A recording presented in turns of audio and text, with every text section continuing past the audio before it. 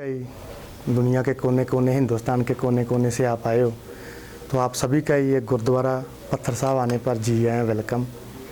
तो इस गुरुद्वारा साहब जो है इसका नाम है गुरुद्वारा पत्थर साहब, और ये सिखों के जो पहले गुरु है गुरु नानक देव जी, उनके साथ इनका संबंध है।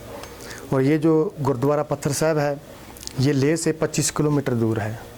और आप सभी लोग आजकल हिंदुस्तान के सभी पढ़े लिखे लोग हो, आप सभी ने इतिहास पढ़ा है, सभी धर्मों का इतिहास पढ़ा होगा आपने, कि जितने भी परमेश्वर के अवतार अभी तक आए हैं सभी को पहले ही मालूम था कि इंसान को कहाँ परेशानी है, कहाँ दुख तकलीफ़ है, और वहाँ पर वो गए। वहाँ पर जो बुरे आदमी थे, बुरे इंसान थे, बुरी सोच वाले इंसान थे, वहाँ पर उन्होंने जाकर उनको एक अच्छा संदेश दिया और उनको भी एक अच्छे इंसान बनाया, ताकि कि हम अपने समाज में अच्छे तरीके से आरामदायक ज़िंदगी व्यतीत कर सकें।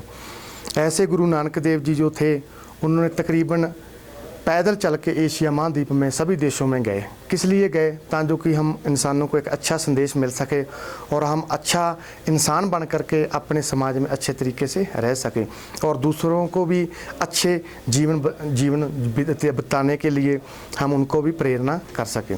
तो ऐसे गुरु नानक देव जी जब चाइना और सिक्किम से होते हुए आए तो यहाँ पर आकर के रुके थे। ये जो आप गुरुद्वारा पत्थर साहब देख रहे हो, जिसमें गुरु नानक देव जी की आकृति पूरी बनी हुई है, जिसमें गुरु जी का ऊपरला सिर भी दिख रहा है, नीचे का पूरा भी शरीर, जो गुरु साहब जी परमेश्वर की भक्ति में यहाँ पर बैठे हुए थे। तो यहाँ से आप बाहर निकलोगे तो सीढ़ी चढ़ती है ऊपर के लिए, वहाँ पर एक छोटा सा गुरुद्वारा बना हुआ है ऊपर, उसको तप स्थान बोलते हैं। जो गुरु नानक देव जी जब यहाँ पर आए तो वहाँ पर आकर के रुके थे। और जैसे ही आप गुरुद्वारा से बाहर आकर के रुकते हो फर्स्ट में जब गुरुद्वारा में, तो वहाँ आपको एक पहाड़ी दिखती है बड़े वाली, जिसके ऊपर सीढ़ी चढ़ती है। बोलते हैं कि उस समय वहाँ पर एक राक्षस रहता था जो यहाँ के लोगों को मारता था, खा जाता था, औरतों बच्चियों को उठा के ले जाता था।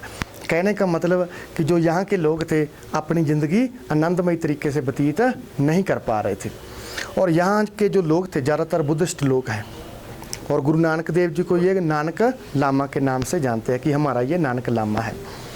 जब गुरु नानक देव जी वहाँ पर आकर रुके तो जो यहाँ के लोग थे गुरु नानक देव जी के पास वहाँ पर आते थे, अपनी दुख तकलीफ़ें परेशानी बताते थे। गुरु साहब जी उनकी दुख तकलीफ़ें परेशानी दूर करते थे और उनको एक अच्छा संदेश देते थे ताकि वो अच्छे इंसान बन करके अपनी ज़िंदगी अच्छे तरीके से व्यतीत कर सकें। लेकिन आपने देखा होगा हमारे समाज में कोई भी इंसान अच्छा काम करता है, अच्छी सोच रखता है, तो जो बुरे इंसान है, बुरी सोच वाले, उनको तकलीफ़ होनी शुरू हो जाती है। ऐसे ये राक्षस था, उसको भी तकलीफ़ होनी शुरू होगी गुरु नानक देव जी से। लेकिन गुरु नानक देव जी को मालूम था कि जितनी देर इस राक्षस को एक अच्छा इंसान नहीं बनाया गया तब तक यहाँ के लोग अपनी ज़िंदगी अच्छे तरीके से व्यतीत नहीं कर पाएंगे। तब गुरु नानक देव जी वहाँ से तप स्थान से चल करके यहाँ पर आकर के बैठ गए। ये जो आप स्थान देख रहे हो, यहाँ पर पहले एक नदी बहती थी। ये 1513 से लेके 1518 के बीच की बात है, यानी कि आज से 500 साल पहले की बात है। तो यहाँ पर एक पत्थर था छोटा, जिसके ऊपर गुरु साहब जी आकर के बैठ गए थे। अब उस राक्षस ने सोचा कि मैं गुरु जी के ऊपर ये पत्थर फेंक देता हूँ, उनको मार देता हूँ, ख़त्म कर देता हूँ, क्योंकि उसकी वृत्ति राक्षस जैसी थी। तो आप पढ़े लिखे लोग हैं सभी, तो 3 चीज़ें हम मानते हैं। एक देवता, देखो मैं आपको हिस्ट्री बताने के साथ साथ 2 मिनट आपके लिए अच्छा संदेश भी दूंगा, है ना, क्योंकि हिस्ट्री तो हिस्ट्री होगी, स्टोरी होगी, इतिहास होगा, है ना। तो जो हमें यहाँ से अच्छी चीज़ जो यहाँ से हम आगे बताएंगे उससे हम एक अच्छे इंसान बन पाएंगे, है ना। तो मैं बताना चाहता हूँ, हम मानते हैं एक देवता, एक इंसान जो हम है, और एक राक्षस। तो कहने का मतलब है कि देवता भी हमारे बीच में ही है, राक्षस भी हमारे बीच में है, और इंसान भी हमारे बीच में है। जैसे आप कारीगर समझते हो, जो एक कारीगर होता है, चलो आप मान लेते हैं जो पत्थर की मूर्ति बनाता है वो कारीगर है ना, जो पत्थर की मूर्ति बनाता है। तो देखो जो कारीगर पत्थर की मूर्ति बनाता है, एक चीज़ विचार करने वाली है कि जो मूर्ति है वो पत्थर के बीच में पहले से ही है। कारीगर क्या करता है, उसके फालतू के टुकड़े उतार देता है ना, उसके होठ बना दिए, कान बना दिए, हाथ बना दिए, पाँव बना दिए, है ना, नक बना दिया, मूर्ति बना दी, है ना। तो कहने का मतलब ऐसे ही जैसे मूर्ति पत्थर के बीच में पहले से ही है, फालतू के टुकड़े उतारे कारीगर ने, है ना, तो ऐसे ही देवता वो परमेश्वर हमारे बीच में ही है। तो हमने भी अपने फालतू के टुकड़े उतारने, कौन से, जो बुरी भावना है हमारी, गलत सोच है हमारी, काम क्रोध लोभ मोह अहंकार है, गलत संगत है, उसको हमने आस्ते आस्ते उसको हटा देना है। कैसे हटाना है? ऐसे अच्छी संगत करके, अच्छों की संगत करके, अच्छे अच्छे जो धर्म ग्रंथ हैं उनको पढ़ेंगे, धर्म के ऊपर चलेंगे, अच्छों की संगत करेंगे, तो ये जो फालतू के टुकड़े उतर जाएंगे, तो हमारे बीच में से ही देवता प्रकट हो जाएगा। तो आप नौजवान पीढ़ी ज़्यादातर यहाँ पर आती है, तो मैं आपको बताना चाहता हूँ कि देवता कौन है, इंसान कौन है और राक्षस कौन है। तो देवता वो इंसान है जो पहली बात तो अपनी ज़िंदगी में कभी गलती करता ही नहीं, बुरा काम करता नहीं। फिर भी मान लो कभी उसकी ज़िंदगी में कभी गलती हो गया, बुरा काम हो गया, उस गलती का वो फील करता है, पछतावा करता है और अपने आने वाली ज़िंदगी में कभी भी गलती दोबारा नहीं करता और एक अच्छा इंसान बन के समाज में विचरता है। औरत और लेडीज़ की रिस्पेक्ट करता है। बड़ी है तो मेरी माँ समान है, मेरी माँ जैसी है, मेरी हम उम्र है, मेरी बहन है, मेरी सिस्टर है, छोटी है, बच्ची है, बेटी है। ऐसा इंसान वो देवता इंसान है। लेकिन जो इंसान गलती करता है उसका फील भी करता है, पछतावा भी करता है, लेकिन फिर गलती करता है, फिर उसका फील करता है, पछतावा करता है, लेकिन फिर गलती करता है, वो हम हैं, इंसान है। लेकिन जो इंसान अपनी गलती का, अपने अपराध का जो काम करता है उसका ना फील करता है ना पछतावा करता है, वो राक्षस था। तो ऐसा ही वो राक्षस था।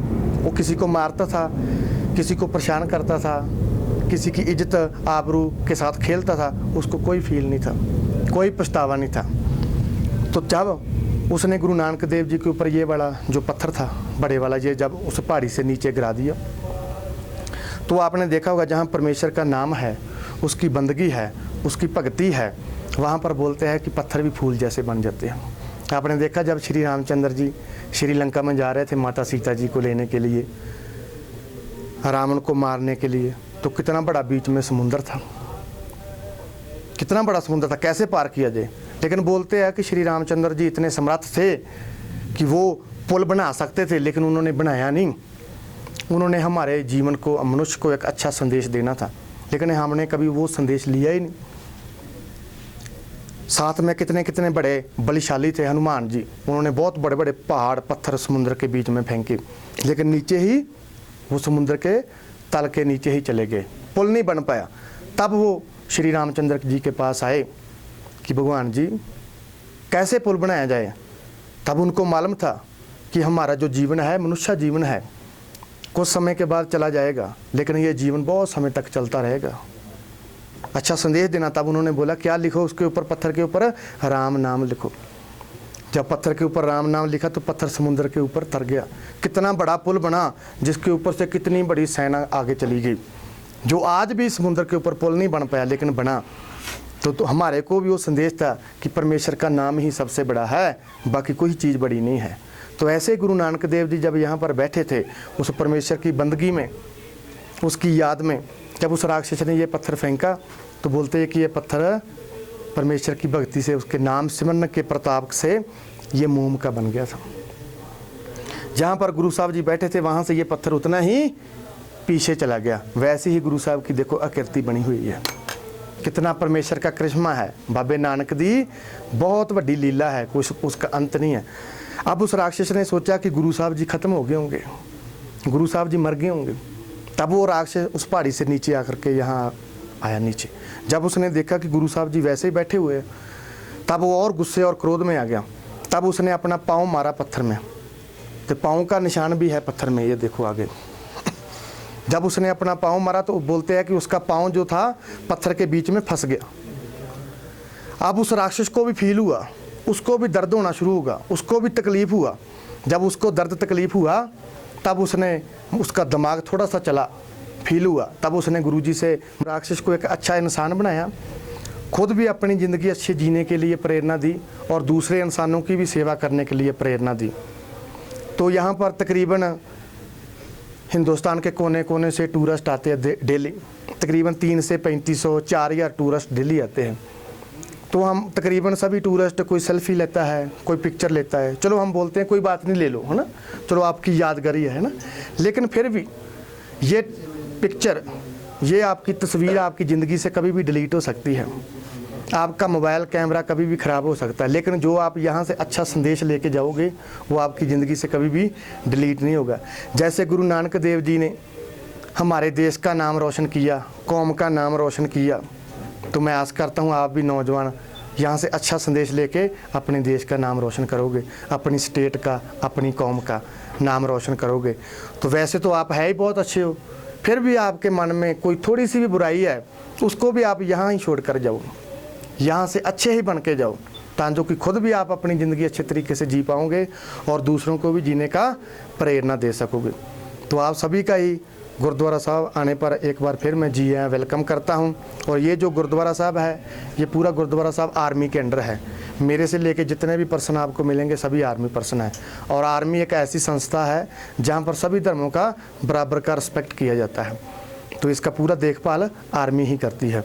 तो आप सभी का ही गुरुद्वारा पत्थर साहब आने पर जी आया वेलकम। तो मेरे साथ ही आप सभी बोलो वाहिगुरु जी का खालसा, वाहिगुरु जी की फतेह।